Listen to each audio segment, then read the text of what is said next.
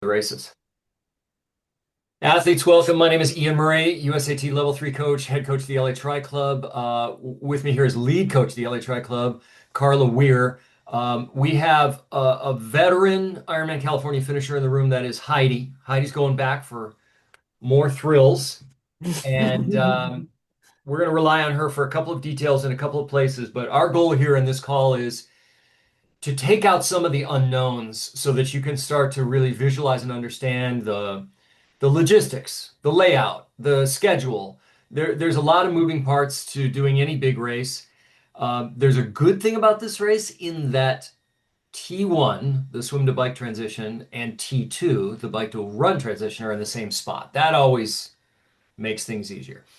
The thing that complicates this race a little bit is that the swim start is a good distance away from transition because it's a point-to-point swim. So there's some logistical elements to that involve a shuttle, and we want to talk about that. Um, and then, as always, with an Ironman branded race, there's some personal needs bags. There's a lot of complications there. So I want to start by saying this. We're here, what, 10, 11 days out from this race, and I just want to say that a taper, the reason for a taper and your approach to a taper is that we want you to show up on race morning fresh, rested, ready to go, but not having lost any fitness. And that's a fine line to walk sometimes. But the goal is this. We want to keep frequency high during the taper. There should be a workout pretty much every day, maybe 1 or 2 days off in that process, but a workout every day. The volume should be low. So the time of 3 hour, 4 hour workouts is over. And even if you're worried, I haven't gotten in a long enough bike or a long, you can't do it now. So put that behind you, let it go. Remember that the volume, even though you may not have had a crazy long bike or a crazy long run, the volume of all of those workouts adding up, they mean something. That volume means something. And you have to look back and really gain confidence from that. So not only is the frequency high, the volume low, but there's some moments of intensity. Sometimes that intensity is 90 seconds, 60 seconds, 30 seconds as we get closer to race day. And that's sending a message to the body just saying, hey, stay fit. Let's keep the red blood cells up. Let's keep the lactic acid flushing engines going. Let's keep all of these systems that we've developed internally on a cellular level. Let's keep all that stuff high and ready. And those short intervals with long recovery really allow you to send that message internally, but still have an easy workout, essentially. I'm going to say this towards the end of this call too, because I really think it's the most important thing. Um, Nobody, no matter how steely you are, nobody sleeps well the night before the race. There's a lot to think about. There's some nerves. You have to get up crazy early. It's hard to get a good night's sleep the night before the race. That's fine. You need to bank sleep on the Tuesday, Wednesday, Thursday, Friday, Saturday nights leading up, Tuesday, Wednesday, Thursday, Friday leading up. You need to get 8+ hours of sleep and whatever it takes to maximize that. Extra dark room, maybe an eye mask. Quiet, maybe earplugs.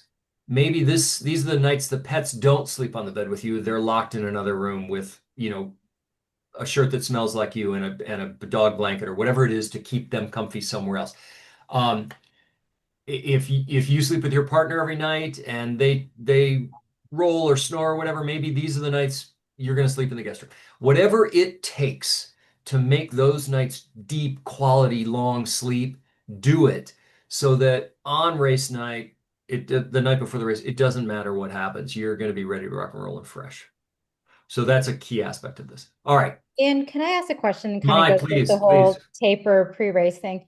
In the past races, obviously this will be my first full, but when in the 70.3s, you talked about tension and like having tension where not like, because I like to do yoga, not to do yoga and stuff. So like I'm assuming taper, don't do any of like those activities. And maybe can you talk a little bit about Yeah, that? great question, Mai. Thank you. I think there's some value to have a little tension in your muscles on race day.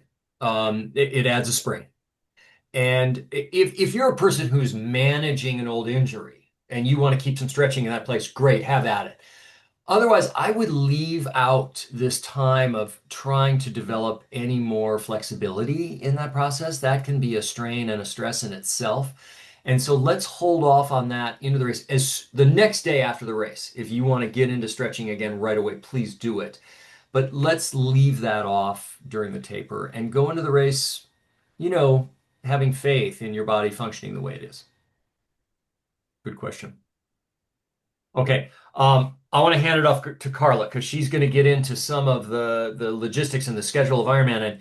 And if I have a screen that's appropriate to something she's talking about, I'm going to bring that up. So the screen's going to jump around a little bit, perhaps, while we're doing this.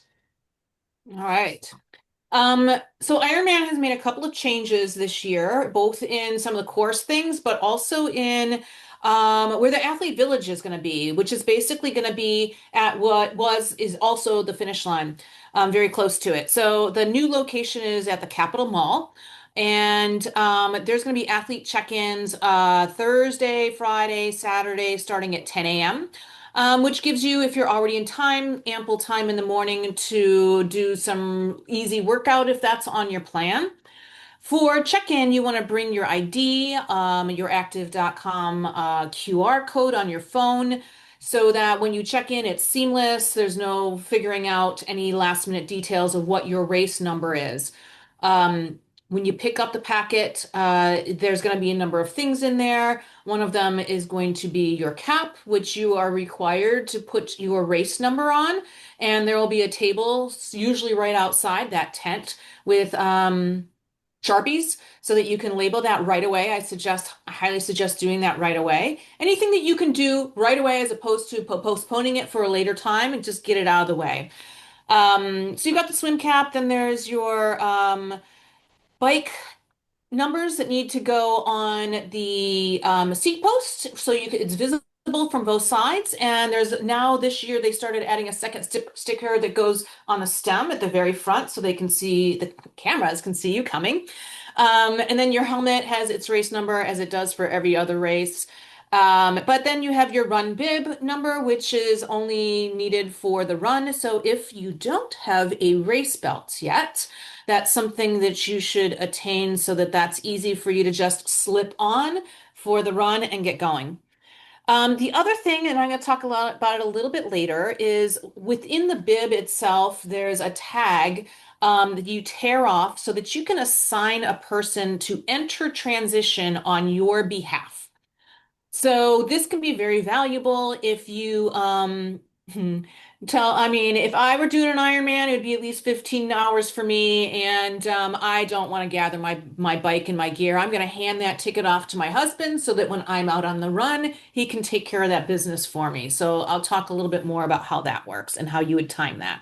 But even if you're thinking confidently, hey, I'm going to go and pick up my bike and all my gear at the end of the race, do assign somebody to that if you have somebody with you that you can do that. You never know if there's an emergency that happens. If you end up in a tent needing some care at the end of the race, then that person can take care of it for you. Carla, Uh, 1 second. On your yes. screen, everybody, there is a red box.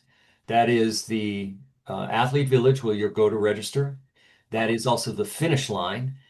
And across a bridge you'll become incredibly familiar with because you're going to run across it 3 times during the marathon. That yellow box is the transition area. I'm going to go one more, and that other red box there, right adjacent to the transition area, is an enormous free parking lot. So, in terms of having your family take that tag, maybe go collect your bags and your bike, have it in the car ready to go, and still make it back to watch you finish, all doable in that stretch right there. Yeah. Thank you, Ian. One of the most important things in that bag is going to be your bracelet, which has your race number on it. You need to wear this throughout the whole weekend until the very end of the race, so that if you are gathering up your gear yourself, you've got your wrist bracelet to identify you along with your gear. The timing chip you're not going to get until you drop your bike off on Saturday. That's required to drop bikes off. The other thing is you're going to get 5 bags. Most races don't have 5 bags that you have to deal with. So let's talk a little bit about what the purpose of those bags are. They have one that's called your morning clothes bag. So this will be what you show up with on race morning. It's going to have your wetsuit on it, in it, your goggles, and anything you want after the race. So any dry, clean clothes you want to change out after the race. You've got this blue bag that's your bike gear bag. So there's in transition area, there's a large area that's changing tents. There's a men's section to enter and a women's section. They're two separate tents. There's going to be a drop area that they're going to ask you to drop those bags off, your bike and your run bag, the day before the race, but you have the option of doing it the race day. This is a detail that I think you should ask more about when you attend the athlete briefing, because it's a little unclear to me if you have to drop both of those bags off or if you can take your run bag and bring it over to your bike. So the blue bike bag is going to have everything you need for your bike gear. So that would include your nutrition, except for any liquid nutrition. I would not bring any liquid nutrition the night before. I would make sure that that's cool and you bring it with me, you race morning. And then your run gear bag, a same deal, everything you need for the run. So be thinking ahead of time, even before you pack for this trip. Maybe put it in a large Ziploc baggie. This is my bike nutrition. And in this bag, E is my run nutrition. And if your nutrition is calculated in a certain way where it's like, okay, I want to do a gel and then a bar and then a different thing and then a bar, then label them 1, 2, 3, 4, 5, 6. So you have them all lined up, and when you pull them out of those gear bags after you get done with that portion of the race and you're ready to move on, that you know where you're going to put those. Okay, then you have your personal needs bags. If you've never done an Ironman before, this is going to be totally new for you.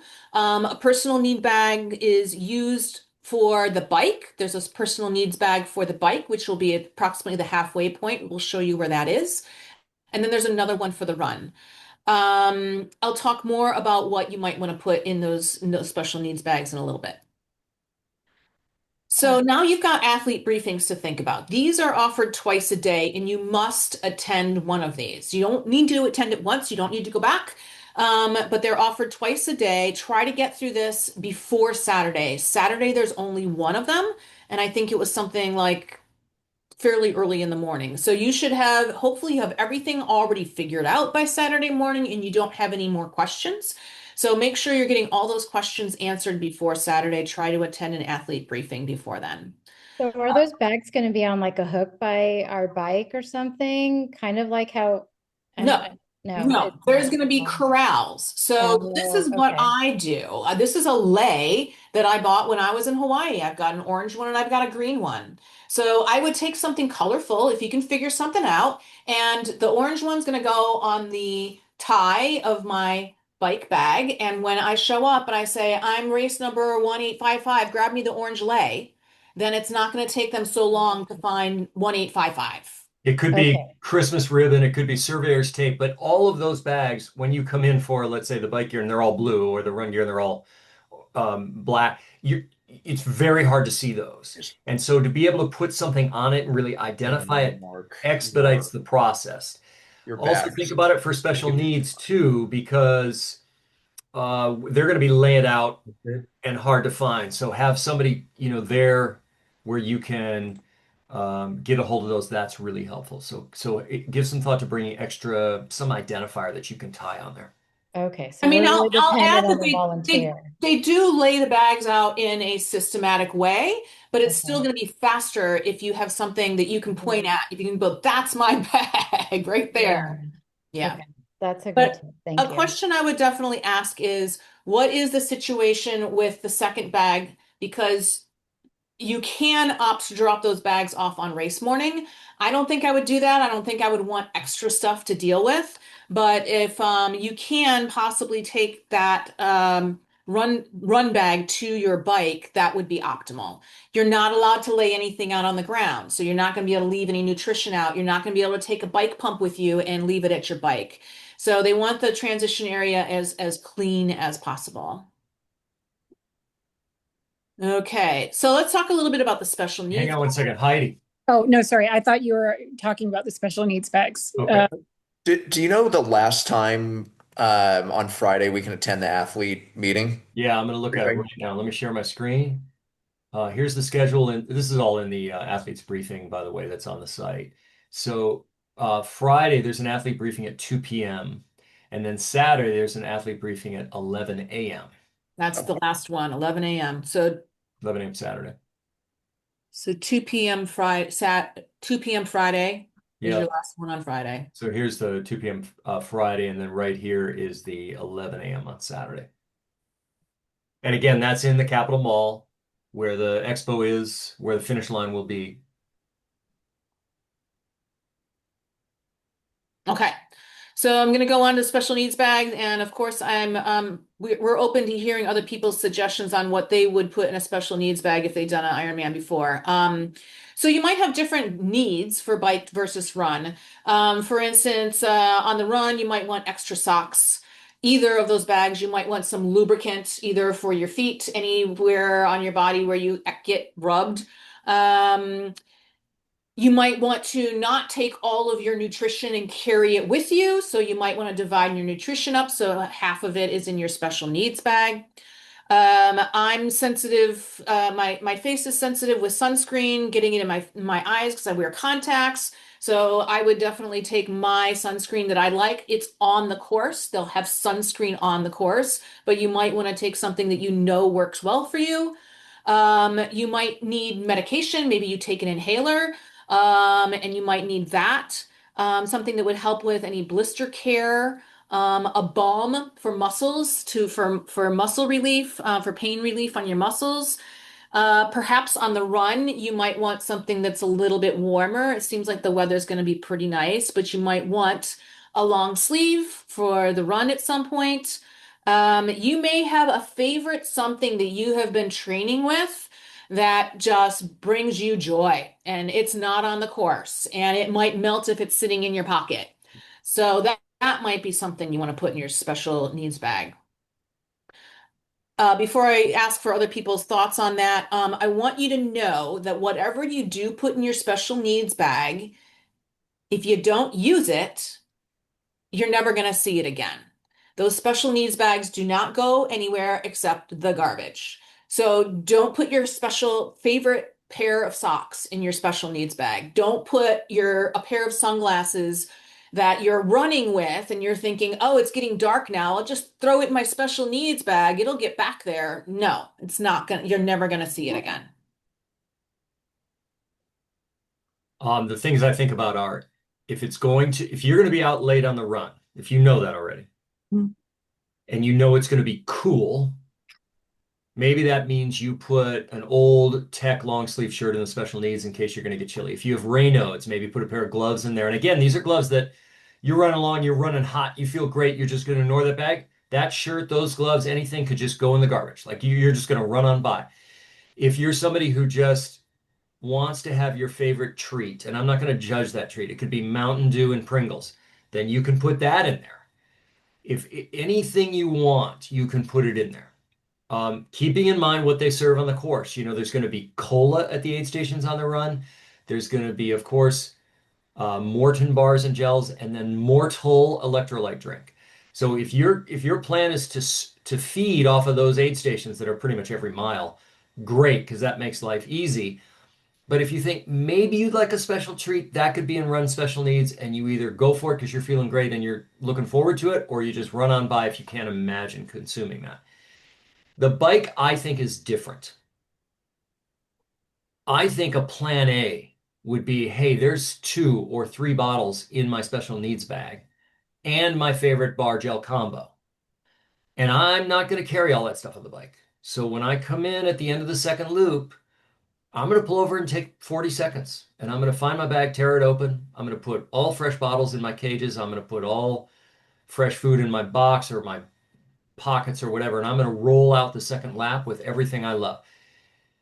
Failing that, you can't find your bag or you just don't want to stop, then you're going to have to get your grams of carbohydrate, your fuel, from the aid stations. And then you have to have a pretty absolute plan about the bottles and the gels and the bars you're going to take up from volunteers at each aid station. Aid stations are about 12 to 15 miles apart on the bike, so you get to them pretty regularly. It's just a matter of you deciding if you're going to feed on what's being served on the bike.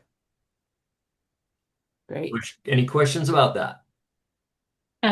As far as the bike bag goes, a couple other things that I put in there.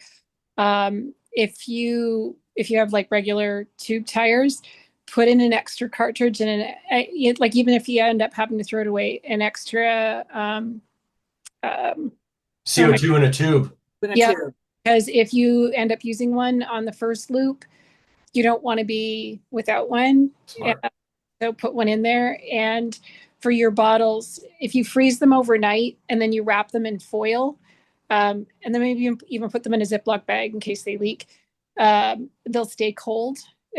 Mine actually, because it was a cool day when I did it, it stayed a little too cold and it was still a little bit frozen when I got to them. And then on the run, think about if you're going to be out later, think about a headlamp. I was very grateful for mine. Yeah, Oh, good, oh, good. that's what I wanted to ask. Like, where would you get? Because I don't want to carry my headlamp, and I'm not sure if I like running with a headlamp. How did you have your headlamp? I had in my run special needs bag. It was the time Oh, just about right. It was getting, um, dark by that point, and we were getting into kind of a wooded, like not a very well lit area. So it ended up timing just about right. And um, even if you're not used to running with it, you're just grateful for the light. And is it really that dark? it was when I did it, but the course has changed Oh, a bit. We ran out into a fairly dark park. Um, it was pretty dark. And the other thing is if you're gonna stop at a porta potty and the sun has gone down, it's nice to be able to see what's going on. oh, that's true. Okay, what mile is the special needs bag at then? But it's about the halfway point. Oh, okay. Yeah. There are ones that you can wear like body lights. They kind of do, Oh, yeah, I have one of those. so you could do that as well. But But that isn't like they see me, but I don't see the street though when I have my body light on. Correct. there's like body flashlights.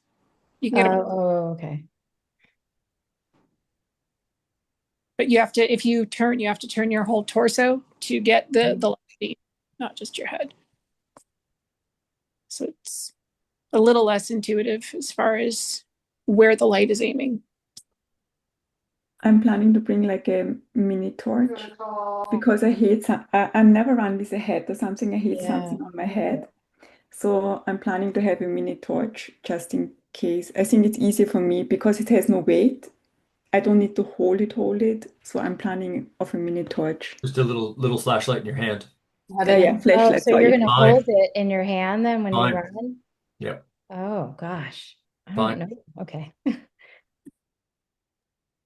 I touched on it a little bit, but again, organizing your gear, simplify and label things wherever you can so that the plan, we've talked so much about our nutrition plan. I know everybody here has it dialed in. You've got it written down. You know how many grams of carbs you need per hour. So now that you've got your plan, make sure that you lay it out so that it's easy to follow on race day. One of those things could be how to address the getting let's talk about getting to an aid station on the bike specifically, Ian, but before you talk about that, I'm just going to give you at least one scenario, which could be you're somebody who has the capability to hold 3 bottles on your bike. You've got an aero bottle up front, you've got 2 cages. One cage you've got carbohydrates in it, the other cage you've got electrolytes in it, and then your aero bottle just has plain water. So you could plan to just use those 2 bottles that have electrolyte and carbs for your whole race. And every aid station, you're just filling up that aero bottle, fresh water, fresh water, fresh water.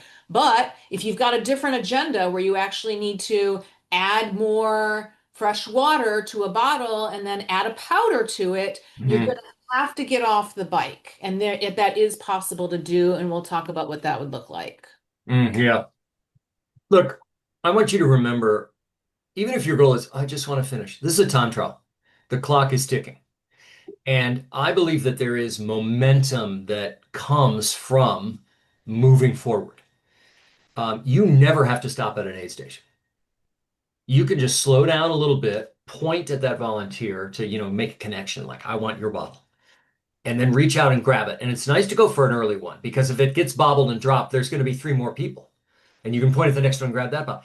You can grab a bottle, throw it in your bottle cage, grab another bottle.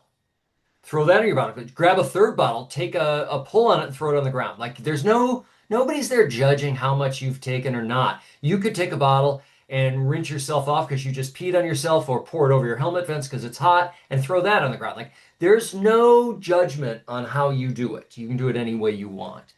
And I like Carla's idea of what if you had 2 bottles with some sort of, fuel beyond just water in it, and maybe they're mixed really rich. So instead of having 20 grams of carbohydrate or even 40, maybe they have 80.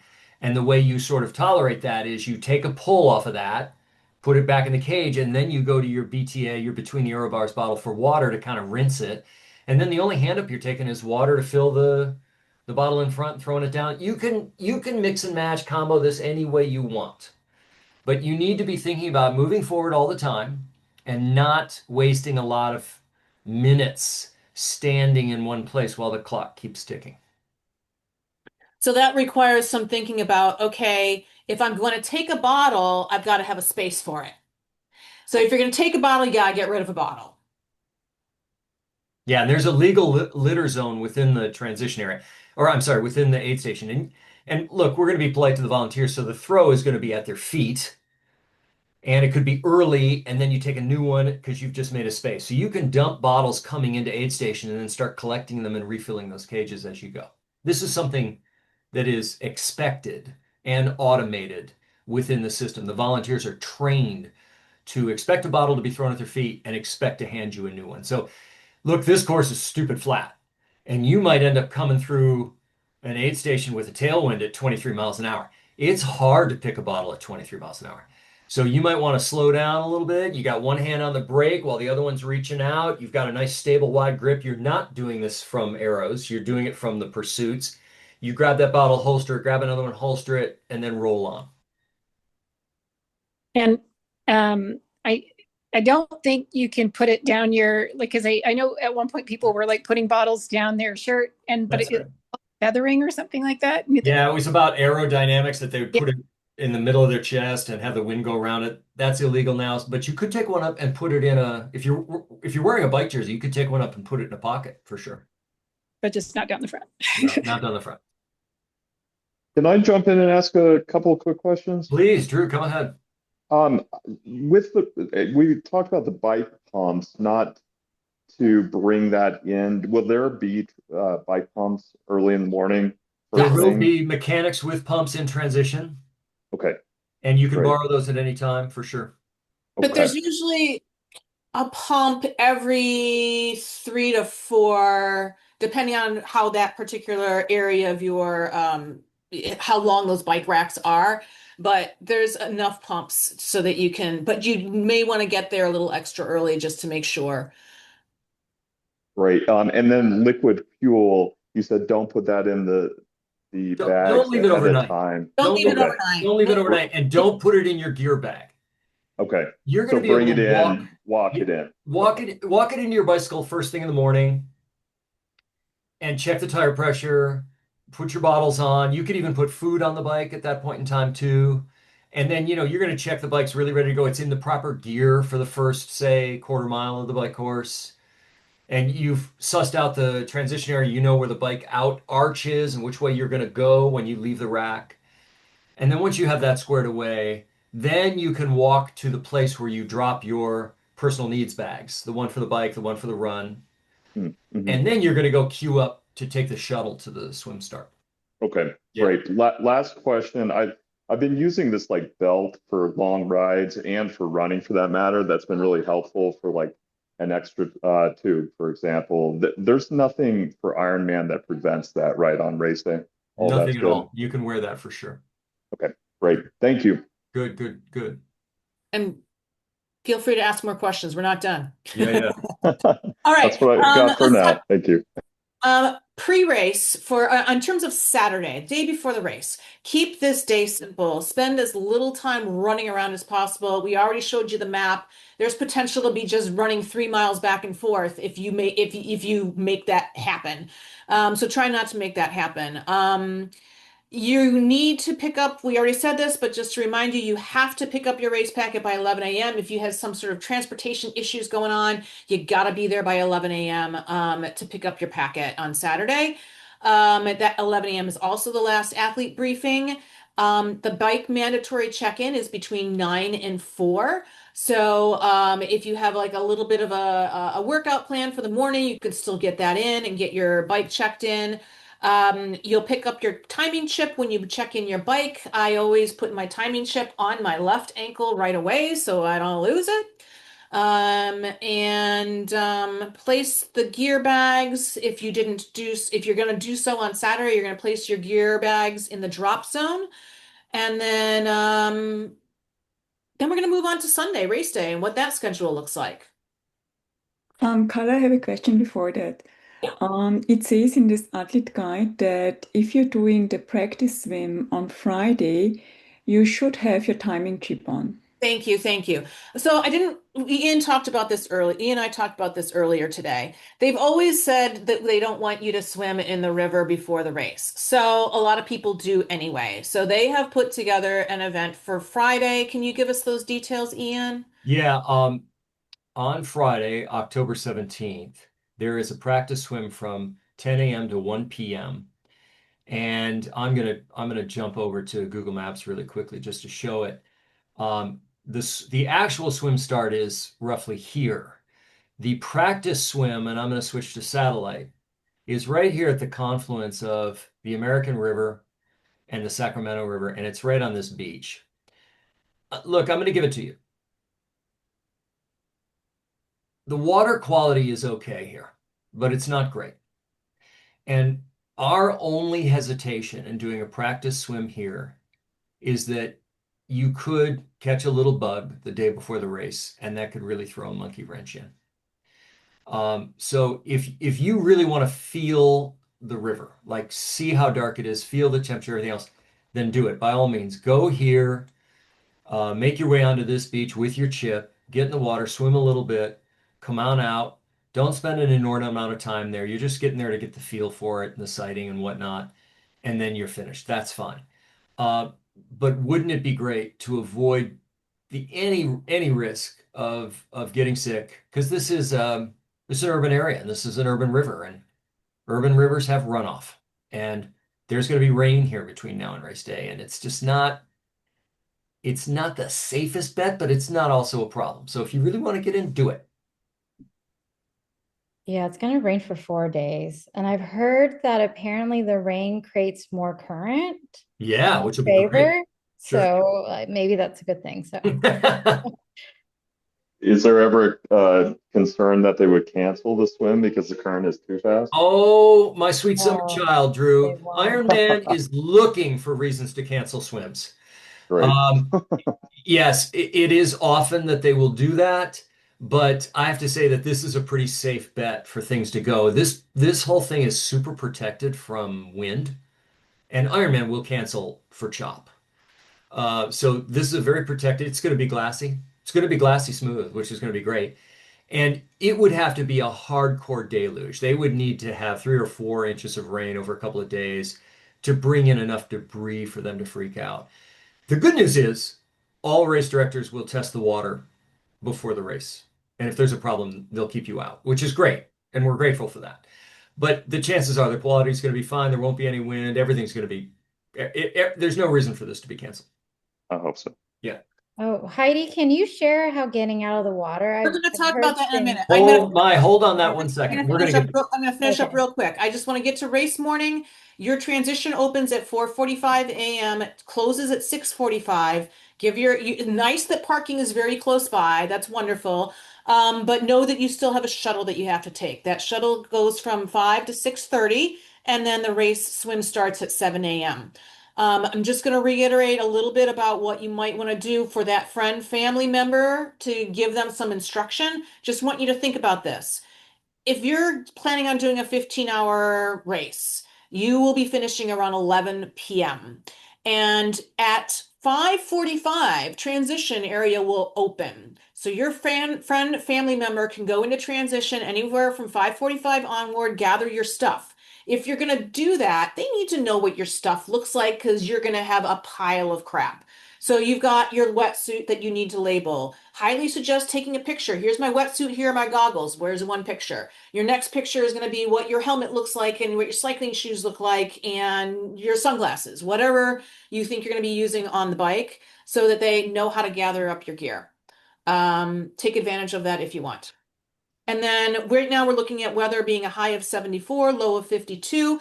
Still layer in the morning. You're going to have some time out and out exposed. You never know if it's going to start drizzling. So make sure you're staying warm for that morning and transport on the bus. And just to riff on that, remember one of the bags you're getting, the white one, is your morning gear bag, which means after you checked out your bike and you set up your food and you're good to go, you're going to walk over and wait to get on the shuttle, ride the shuttle to start, wait at the start. Do that in cotton, do that overdressed, do that warm. And then when it's time, strip all that stuff off, stuff it in the bag, and put your weddy on, and then you're ready to go. So be comfortable, be warm in the morning. All right. On to the course. Let's have a look at the layout here again. I'm going to share my screen. We're back to the map of Ian, sorry for the morning bag though. We get all that back, right? Yes. Yep, you Okay. get all that back. When you stuff your cotton that you're dressed in the morning, you cinch it up. You'll drop it in a spot. They'll gather all that up, take that back to transition so that either Finish line. I'm sorry, finish line so that when you cross the finish line, if you want to get warm, you can do it right away. Got it. Thank you. Okay, so downtown Sacramento, I'm going to scroll down here. The map stays the same. Now we've got this red box here. That's where Expo finish line is. We scroll again. Here's half mile across this bridge. That's transition. There's the free parking lot. Now, the swim start is way up here in this orange box. As the crow flies, this is 2 miles away. But the shuttle is going to be more like 3+ miles and a 13-minute shuttle ride with approximately a 45-minute wait in line to get on the shuttle. And athletes only. And athletes only. So have that in mind. Have that in mind. Okay, I'm going to stop this share and let's talk about the swim for a second. I want to bring up the map of the swim from the Athlete's Guide. Here it is. And pretty straightforward. It's a point to point. It's all downstream. You start in the American River. You go underneath a couple of bridges. You come into the Sacramento River. You go underneath a couple of bridges, and then you exit. I want to jump to a map here. And I'm going to zoom into a place that is approximately the swim start. And I want to show you how super fine and inviting this place can be. I'm going to grab Street View Man and I'm going to find a picture right on the beach. Come on, people. Seriously. Heidi, is this what it looks like? Yeah, I think so. I mean, it's been a couple years, but yep, that's about right. Sandy, shallow, glassy, not very wide. And by the way, when we talk about not very wide, it means you don't really have to sight forward that often because no matter what side you're breathing on, you're going to be able to measure the distance to the shore and you know you're going in a straight line. I want to suggest this to you. The current's not very fast in this river, but it's fast enough. It's a gift. And it's much faster in the middle than it is on the edges. So when you take off to swim this, go to as close to the middle as you can and swim the high speed current. We're going to come back quickly to the map, and I want to show you one more piece here. As you're trucking along on this swim, you're going to have some fun going underneath some landmarks. So I'm going to pull right up here. I'm going to find another spot for you to look at. Here's the first river you go under is I-5, and then right underneath that is this trestle bridge right here that you're going to go under. So those are two that are part of the American River. Let's come out again. Then you're going to join the Sacramento River. And as you're coming down here, there's going to be some other fun sights to see, like this Dragonfly Water Prominence, which is right here, sticking out of the water, another great landmark for you. And when you look ahead, you're going to see this bridge, which you're going under next. So let's come out one more time. Here's this bridge you're going to go under right here.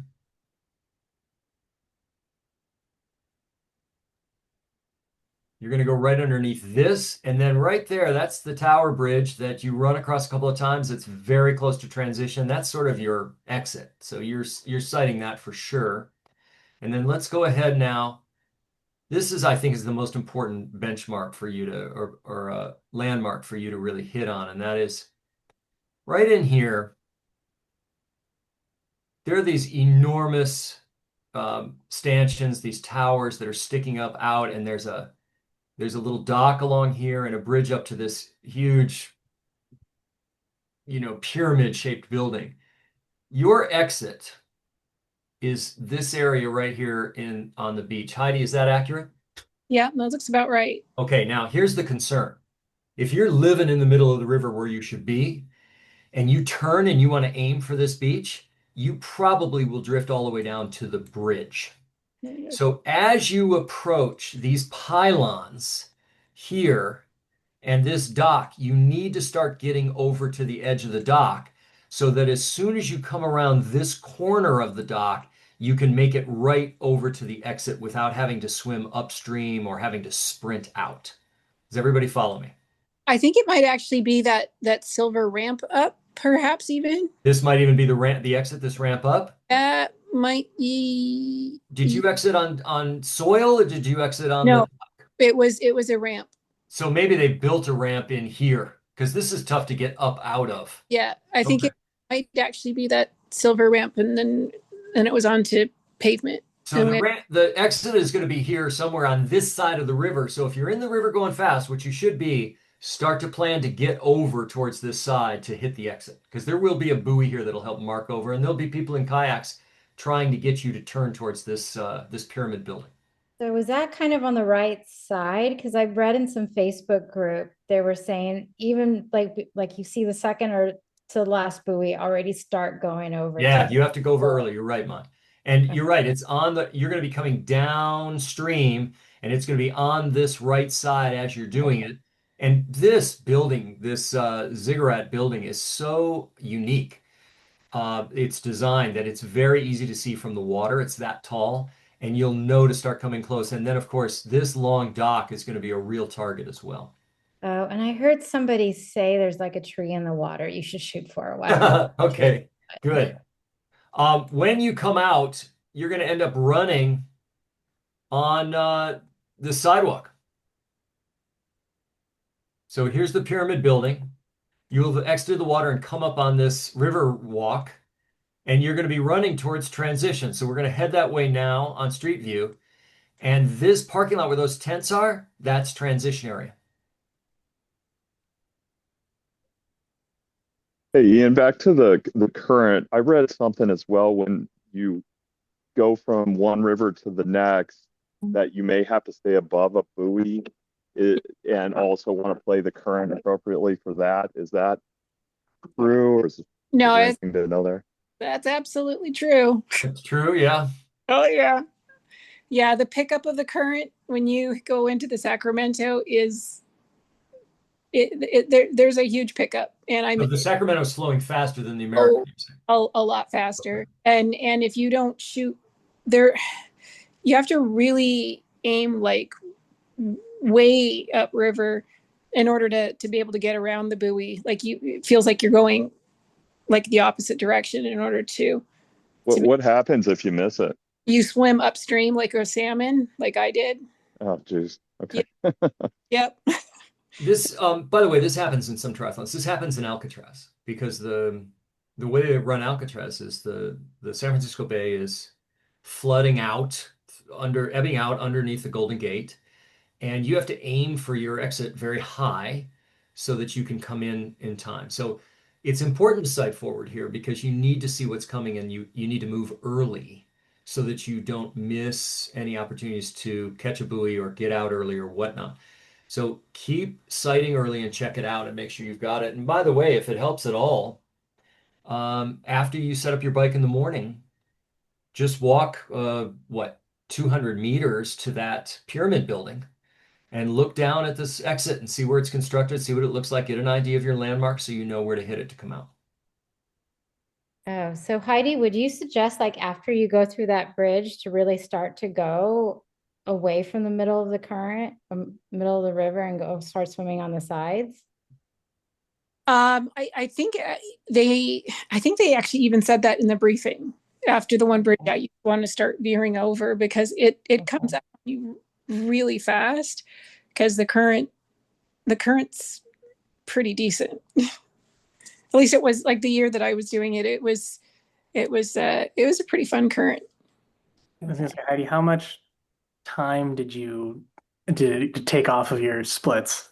I swam the whole thing in like just a hair over an hour. And Heidi, I'm willing to say that if you were swimming a lake non-current swim, your swim time might be a 120. Would that be right? Yeah, maybe 120, 130. Okay. And I would have been under an hour if I wouldn't have missed the buoy and had to swim upstream. So it's like it's that fast. It's really fast. So Corey, we're talking 30%.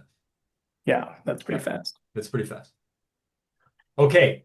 You get out of the water, you hustle along the river path, not far. I have one more question to the Please, swim. Margaret. What kind of goggles are you selecting? Because are you swimming east? Is there sun or what is the best kind of goggles you use for that swim? Heidi, I'm going to let you answer that, but I, of course, have an answer too. I am trying to remember. I think I had yeah, I think I had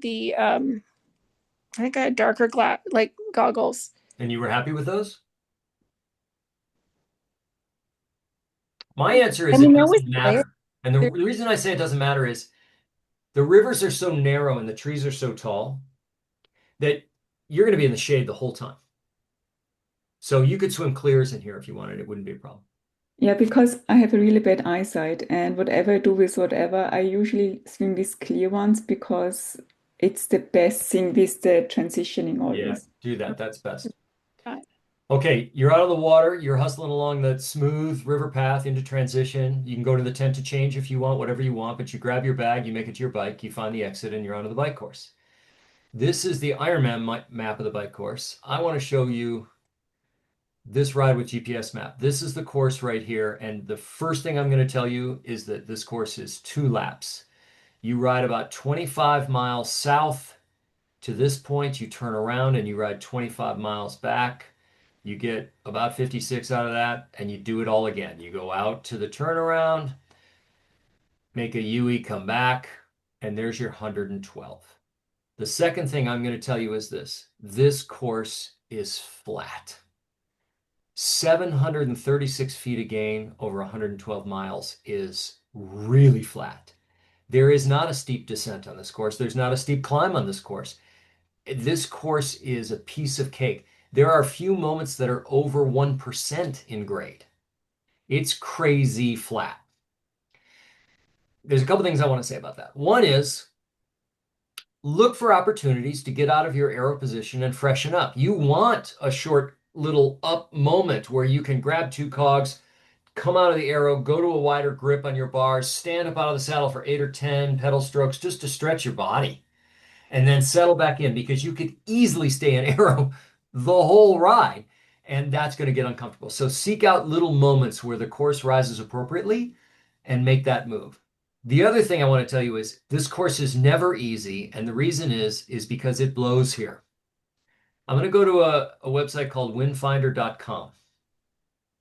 And I'm going to start with tomorrow at 5 a.m. And the wind is coming from the east-southeast on our course. At 8 a.m., it increases a little bit from the east, from the south-southeast, let's say. And by 11 a.m., it's blowing straight south, which means you would have a block headwind riding out to the turnaround and a full-on tailwind going back. That's true for the next day as well. In the morning early, south-southwest, 11 a.m., west-southwest. It doesn't look like the winds are very strong. Not totally strong, but noticeable. Like this right here is maybe 6, 7 miles an hour. If I jump to Monday, the 17th at 8 a.m., block 4 mile an hour south wind, 11 a.m., picks up slightly and tips over from the west a little bit. This is the predominant wind direction. Now it can change. It can be totally calm, but this is what typically happens. So earlier in the ride, your first lap, you're going to have a light headwind going out, a light tailwind coming back. Second lap, you might have a stronger headwind going out, stronger tailwind coming back. Who on this call raced Santa Cruz this year? We talked about the fact that you can't overcook going out into the headwind. There's a desire to look at your speedometer and say, oh, I'm only going 12 miles an hour. I got to work harder. But the miles an hour don't matter. It's about the effort you're giving. And then you and I talked about coming back. You can't just coast because you're going 18 or 22. You got to stay connected to your gear, shift up, and work that same appropriate pace, that same appropriate effort. And if that results in a 26-mile-an-hour average, okay. This is the similar scenario.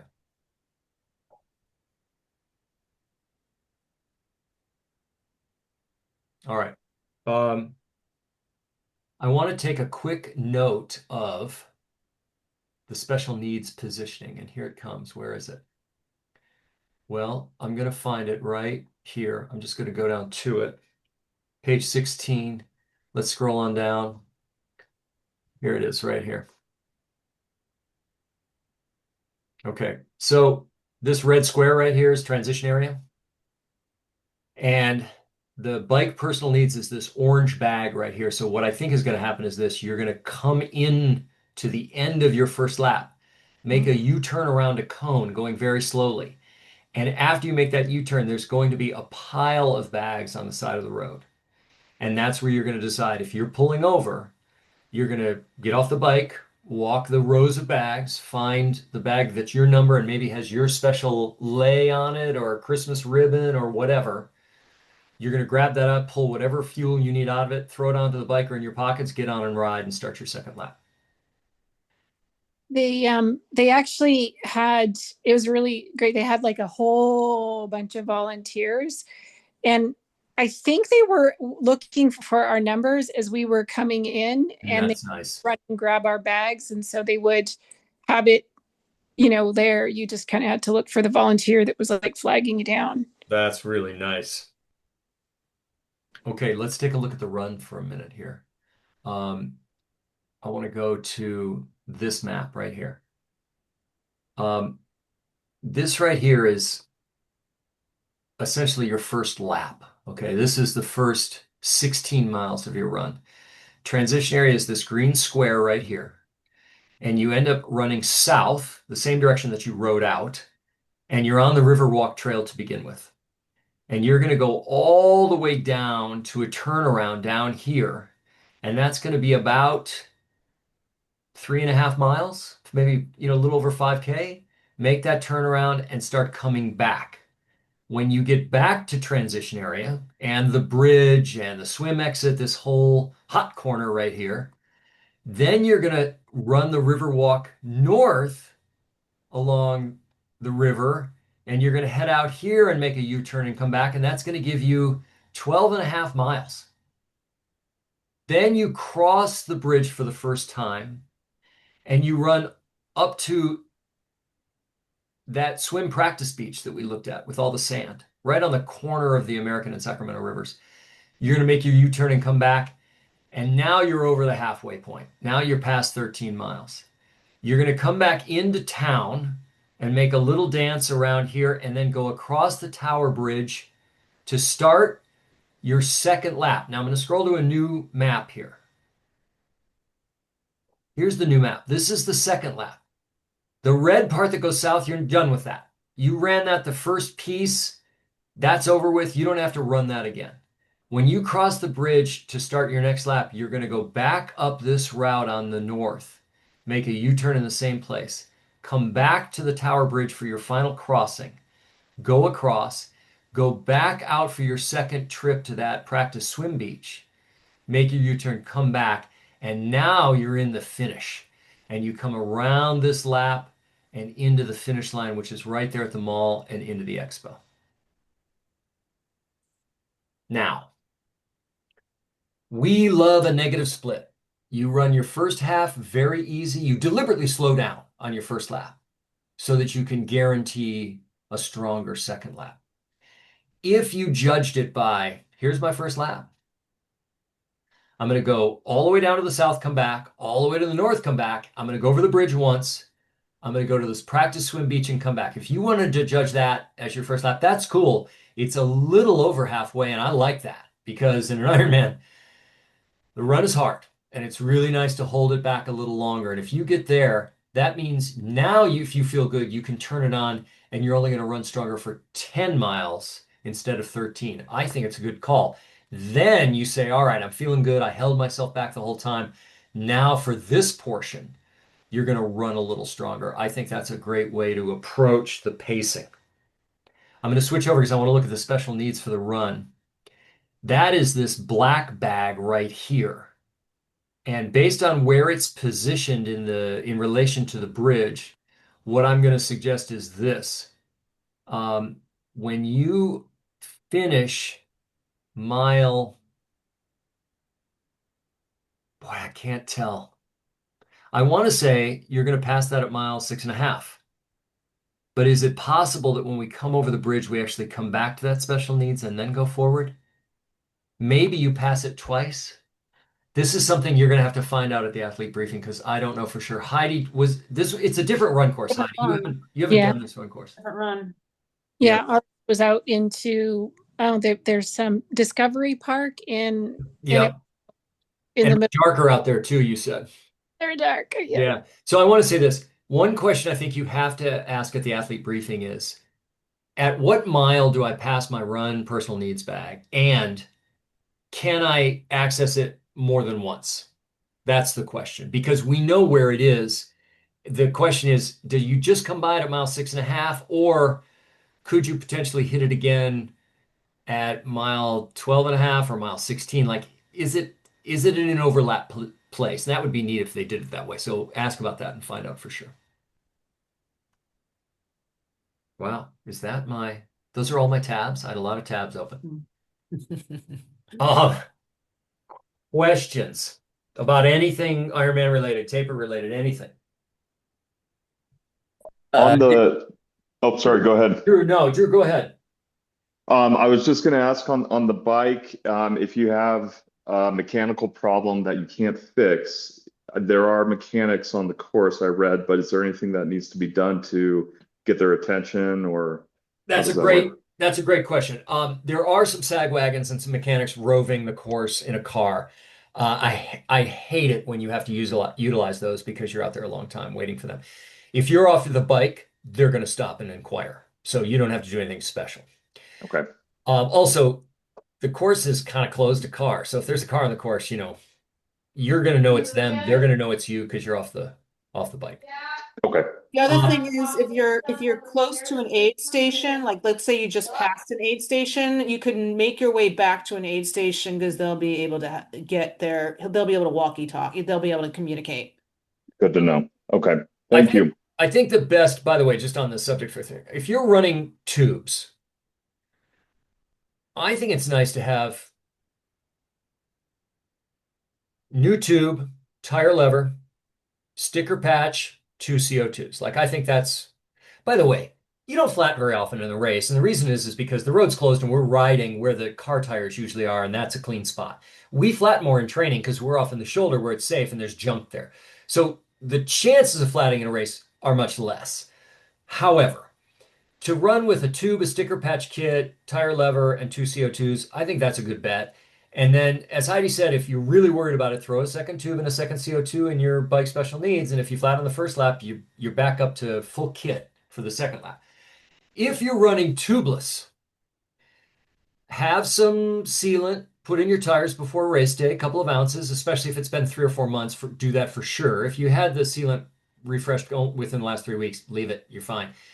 Then I would run with a plug and a CO2, and that's all. So depending on what you're running, you know, give some thought to that.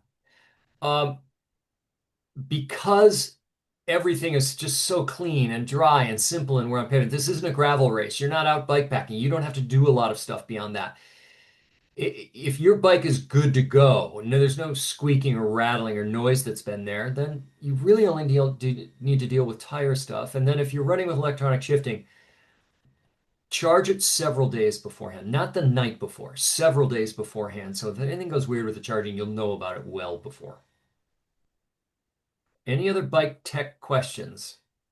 Travel with your charger. Travel with your charger. Bring your charger when you travel.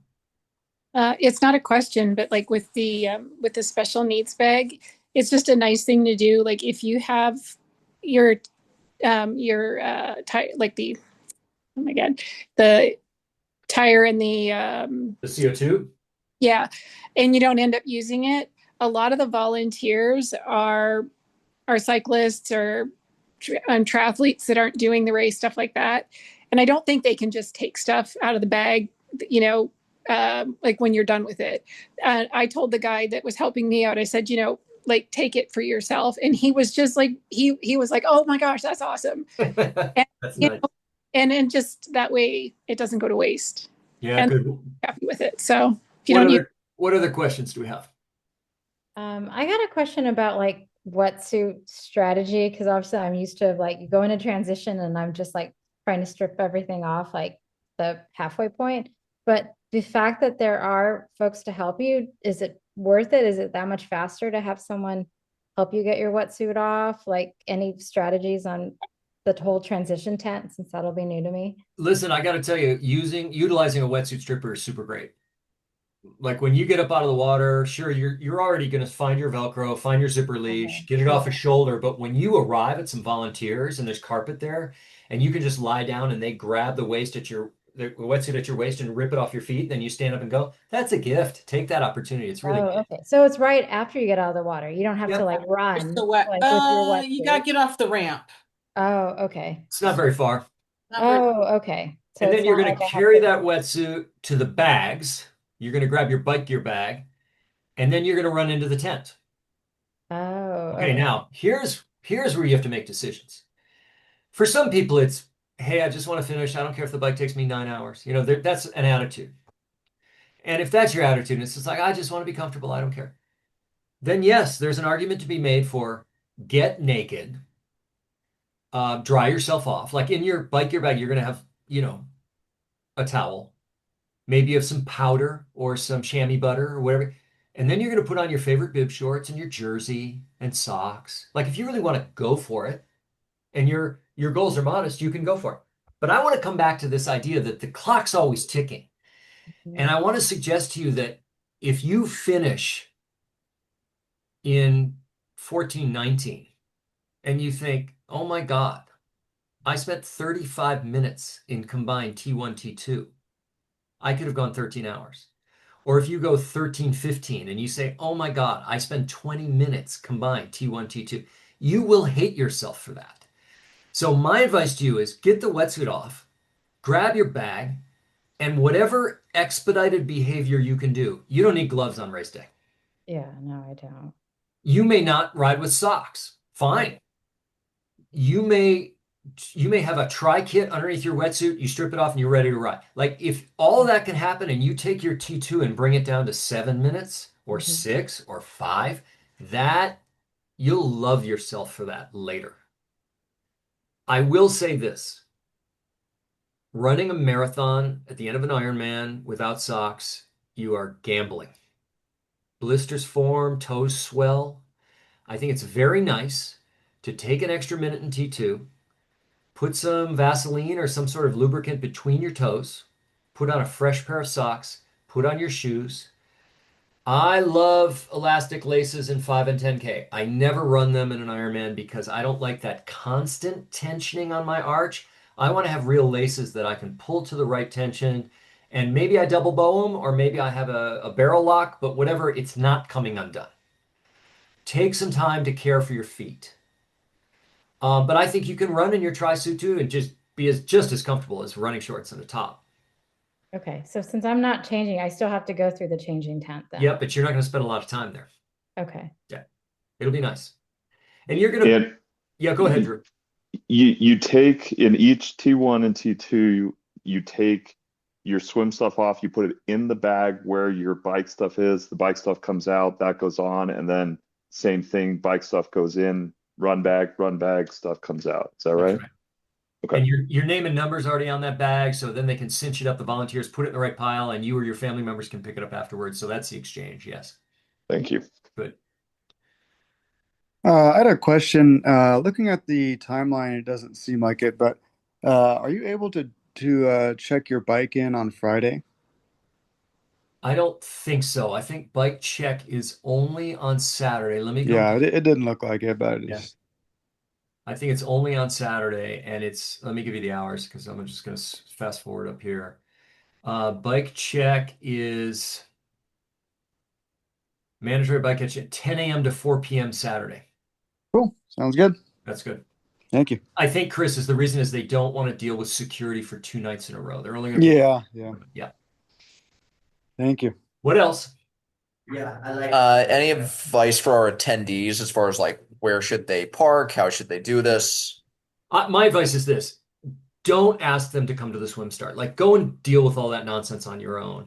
Have them be near the swim exit so they can cheer you when you come out, and they can probably run along next to you to see you to the mountain line as well. The bike is out and back, and your turnaround is going to be very brief. So my advice is have them go back to the hotel or the Airbnb and take a nap, go to a matinee, whatever. But they can track you on the Ironman app, and they'll know what time you're coming into T2, and they should be there for that. And the cool thing about that is you're coming back by T2 after 10K, and then you're coming back by it 3 miles later, and then you're coming back by it 4 miles. You come back by that Tower Bridge thing so many times that, and they can walk across the Tower Bridge too. They can see you 4 or 5 times on the run before you even finish. So let them see you on the swim exit, let them see you in T2, let them chase you on the run. And the rest of the time, I have to tell you something. Spectating an Ironman is sometimes harder than doing an Ironman. So don't ask too much of them. There's a winery that's supposed to be on the bike course, and they're having an Ironman watch party. Oh yeah, they could drive out to that and see you at some So they can get drunk, I guess. So That's cool. That's super cool. Station at the winery. Say that again. Does the winery have their own aid station for us? Oh, interesting. oh yeah. I guess it's sugar, right? Yeah, that's cool. That's a good question, Jordan. Oh, I want to say something else too. When you register, uh, take a second to buy a couple of Ironman branded duds from the expo because sometimes they sell out of the really good stuff by the time the race is over. So after you get your band, do some shopping, pick a couple of things you really like. But as Carla said, this can really get to be a drawn out process where you're spending way too much time on your feet the days leading into the race. So have a plan of, hey, I'm going to do X, Y, Z, and I'm out of here. And then you're off your feet, you're in the shade, you're sipping and snacking, you're really staying on top of it. Corey dropped the link to the winery party, so it's in the chat if you want it. Any other questions? One more, sorry. Carb loading ahead of time. Any advice there? Don't do it. If you really are going to carb load accurately, you have to carb load deplete. You have to carb deplete leading in, and it's more stress than we need in the taper week. So eat the foods you know and love. Don't overeat. My best advice is avoid dairy in the 2-3 days leading up to the race, just to keep your head clear. But just go in really comfortable with what you know and love. Maybe you'd avoid a little more fiber the night before. Don't do anything special. This is a very stressful time, the days before the race, and it's better just to keep things as normal and comfortable. Look, all of you are healthy.